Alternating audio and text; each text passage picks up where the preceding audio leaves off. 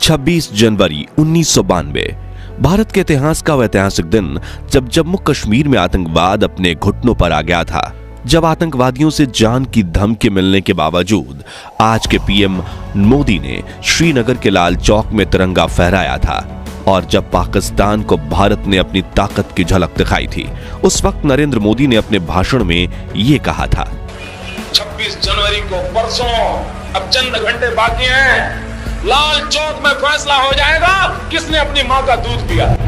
तो आखिर कैसे ओपोजिशन पार्टी के आम कार्यकर्ता होने के बावजूद उस वक्त नरेंद्र मोदी ने जम्मू कश्मीर में आतंकवाद को मुंहतोड़ जवाब दिया था।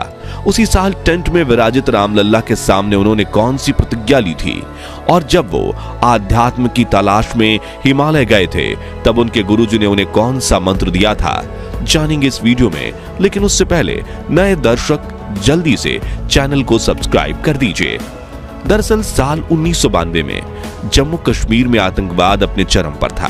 तभी बीजेपी के वरिष्ठ नेता मुरली मनोहर जोशी ने ऐलान किया कि वो श्रीनगर के लाल चौक पर भारत का तिरंगा फहराएंगे, जिसके लिए कन्याकुमारी से कश्मीर तक एकता यात्रा निकाली गई थी।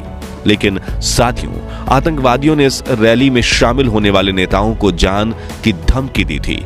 तभी नरेंद्र मोदी ने कश्मीर पहुंचने के ठीक 2 दिन पहले 24 जनवरी के दिन ऐसा भाषण दिया था जो सुनकर आतंकवादियों के पसीने छूट गए थे। उन्होंने कहा था कि हमारी यात्रा ने आतंकवादियों को परेशान कर रखा है। लाल चौक में पोस्टर्स लगाए हैं, दीवारों पर लिखा है, जिन्होंने अपनी मां का दूध पिया है वो श्रीनगर के लाल चौक आए, आकर भारत का तिरंगा झंडा फहराएं। अगर वो जिंदा वापस जाएगा तो आतंकवादी उसे इनाम देंगे। तो आतंकवादियों कान खोलकर सुन लो, 26 जनवरी यानी परसों में अभी चंद घंटे बाकी है। अब लाल चौक में ही फैसला होगा कि किसने अपनी मां का दूध पिया है और किसने नहीं। 26 जनवरी के दिन नरेंद्र मोदी मुरली मनोहर जोशी के साथ लाल चौक पर पहुंचे और तिरंगे को पूरी शान से फहराया। 17 मिनट तक चले इस प्रोग्राम में कार्यकर्ताओं को सीना ताने खड़ा देख आतंकवादियों में दहशत फैल गई थी और उन्होंने एक रॉकेट भी दागा था जो लाल चौक से थोड़ी दूरी पर जाकर गिरा था।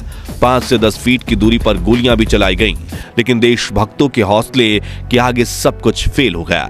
ऐसे ही और कई किस्से भी हैं जिसमें पीएम मोदी ने देश के दुश्मनों को खुलेआम चुनौती दे डाली थी। लेकिन साथियों, क्वेश्चन ये है कि नरेंद्र मोदी के दिल में देश के लिए इतना प्यार और सम्मान जागा कैसे? क्यों वो देश के लिए मर मिटने के लिए तैयार हो गए थे? आइए जानते हैं पीएम मोदी के जीवन से जुड़ी कुछ अनसुनी कहानियों के जरिए। नरेंद्र मोदी आजाद भारत में जन्मे देश के पहले प्रधानमंत्री हैं। उनका जन्म 17 सितंबर 1950 के दिन गुजरात के मेहसाणा जिले के वडनगर गांव में एक गरीब परिवार में हुआ। उनकी मां का नाम था हीराबेन मोदी और पिता का नाम दामोदर दास मूलचंद मोदी। नरेंद्र मोदी अपने 6 भाई बहनों में तीसरे नंबर पर थे। वे बताते हैं कि बचपन में उनके पिताजी वडनगर रेलवे स्टेशन पर चाय का एक छोटा सा स्टॉल लगाया करते थे और नरेंद्र स्टॉल पर अपने पिताजी की मदद किया करते थे, जहां वो ट्रेन के डब्बों में जाकर चाय बेचा करते थे। उनके बारे में लिखने वाले बताते हैं कि मोदी जी बचपन से ही पढ़ाई में एवरेज स्टूडेंट थे, लेकिन उन्हें स्कूल के नाटकों में हिस्सा लेना काफी पसंद था। भले ही उनकी जेब खाली हो, लेकिन उनका दिल और दिमाग हिम्मत और साहस से भरपूर रहता था। मोदी जी बताते हैं कि उनके स्कूल के पास एक झील हुआ करती थी जिसमें वो अक्सर खेलने जाया करते थे। एक बार उन्हें वहां मगरमच्छ का बच्चा मिला जिसको बहुत बहादुरी से उठाकर वो घर ले आए, लेकिन मां हीराबेन के समझाने पर उन्होंने उसको वापस झील में छोड़ दिया। खेलकूद के अलावा वो इतिहास पढ़ने का बहुत शौक रखते थे, इसलिए वो लाइब्रेरी जाकर कई साल पुराने अखबार और देश के इतिहास से जुड़ी किताबें पढ़ते थे। इसके अलावा वो स्वामी विवेकानंद जी से काफी प्रेरित थे, इसलिए वो उनकी सभी किताबें पढ़ा करते थे। महज 8 साल की उम्र में अपने हिंदी टीचर चंद्रकांत दवे से प्रभावित होकर मोदी आरएसएस में जाने लगे। वहां उनकी मुलाकात एक ऐसे व्यक्ति से हुई जिसके लिए वो झाड़ू लगाने से लेकर कपड़े धोने तक का काम करने लगे। उस व्यक्ति का नाम था लक्ष्मण राव ईमानदार, जिन्हें सभी वकील साहब कहकर बुलाते थे। उनकी मोदी जी पर सबसे अधिक छाप थी। नरेंद्र मोदी को बचपन से ही अच्छे कपड़े पहनने का शौक था।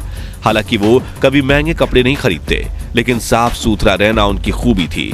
उनका स्टाइल बचपन से ही काफी अलग रहा। वो कभी बाल बढ़ाते थे तो कभी बड़ी मूंछ रखते थे, कभी सरदार के गेटअप में आ जाते थे। कोई भी चीज आपको ऐसे नजर नहीं आएगी जिसमें सादगी ना हो। अच्छे तरीके से रहना, गंदे रहना, जूतों का पॉलिश नहीं किया है, कुर्ता ऐसा है, उसका मेरे आदत नहीं, मैं बचपन से आदत नहीं है। लेकिन मुझे नहीं लगता है कि मैंने कभी कोई महंगी चीज परचेज की है, कभी नहीं। मेरे शरीर पे कोई महंगी चीज नहीं होती है, लेकिन मैं साफ सुथरा, धोया हुआ, प्रेस किया हुआ पहनना।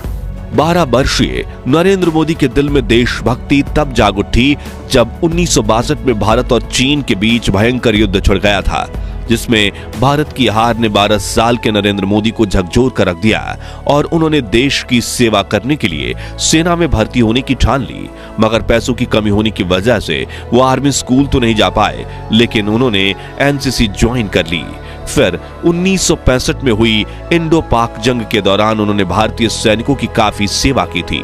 दरअसल जब भी वडनगर स्टेशन पर सैनिकों से भरी ट्रेन आती थी तो मोदी जी उन्हें चाय और खाना पहुंचाया करते थे।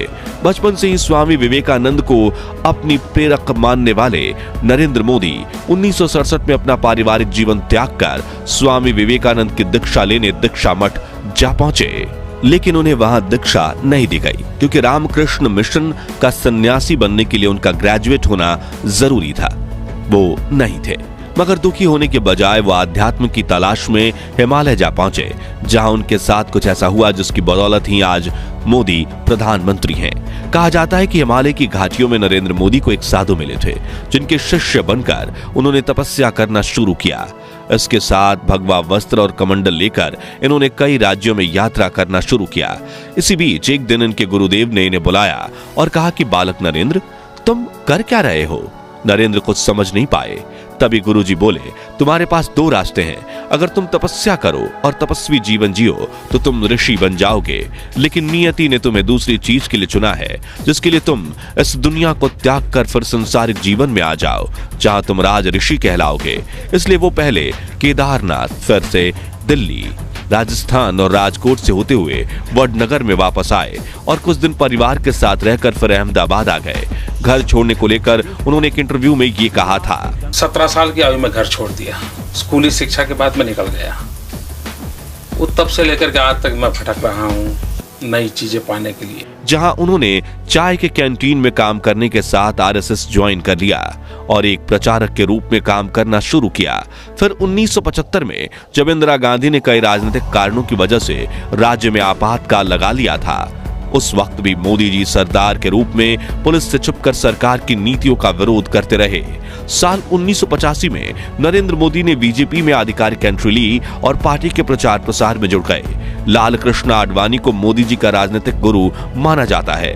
90 के दशक में जब मोदी जी ने आडवाणी की सोमनाथ से अयोध्या यात्रा में बड़ी भूमिका निभाई, उस वक्त अयोध्या में एक घटना हुई जिसके बारे में काफी कम लोग जानते हैं।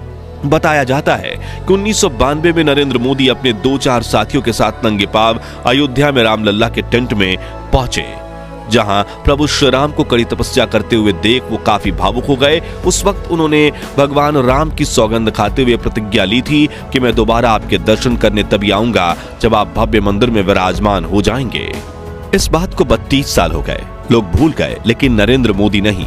उनके नेतृत्व में रामलल्ला को न्याय मिला और 22 जनवरी 2024 के ऐतिहासिक दिन पर उन्होंने ही नवनिर्मित राम जन्मभूमि मंदिर का उद्घाटन किया और उनकी प्रतिज्ञा पूरी हुई। इसके बाद उन्होंने अपने भाषण में रामलल्ला के लिए कुछ ऐसे बोल बोले जो सुनकर आपके रोंगटे खड़े हो जाएंगे।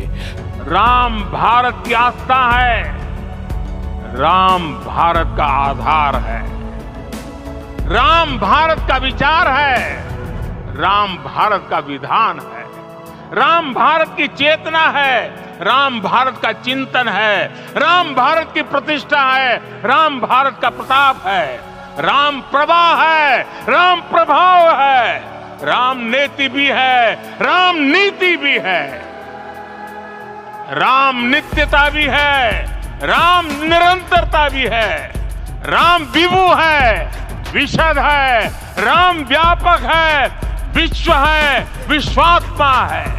पीएम मोदी गुजराती में कविता लिखते हैं। उन्हें फोटोग्राफी का भी काफी शौक है।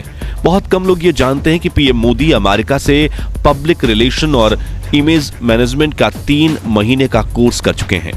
उनके 5 भाई हैं और एक बहन है। नरेंद्र मोदी की पत्नी का नाम जशोदाबेन मोदी है। परिवार के कहने पर उन्होंने सिर्फ 17 साल की उम्र में जशोदाबेन से शादी की थी। कुछ लोगों का कहना है कि शादी होने के 3 साल बाद तक मोदी जी अपनी पत्नी के साथ रहे, लेकिन मोदी जी के बारे में लिखने वाले इस बात से इनकार करते हैं और कहते हैं कि वो दोनों कभी साथ रहे ही नहीं। मोदी जी का मानना है कि एक शादीशुदा के मुकाबले अविवाहित व्यक्ति भ्रष्टाचार के खिलाफ ज्यादा जोरदार तरीके से लड़ सकता है, क्योंकि उसे अपनी पत्नी, परिवार और बाल बच्चे की कोई चिंता नहीं रहती। खैर, 1992 में एकता यात्रा करने के बाद पीएम मोदी गुजरात आ गए, जहां 1995 में बीजेपी ने पूर्ण बहुमत की सरकार बनाई। केशुभाई पटेल को मुख्यमंत्री बनाया गया और नरेंद्र मोदी को पार्टी का कामकाज देखने के लिए मुंबई बुला लिया गया। 1998 में गुजरात में फिर चुनाव हुए और बीजेपी की सत्ता में वापसी हुई, लेकिन केशुभाई अब काफी बीमार रहने लगे थे। इस बीच 26 जनवरी 2001 को आए भूकंप ने गुजरात को हिलाकर रख दिया था।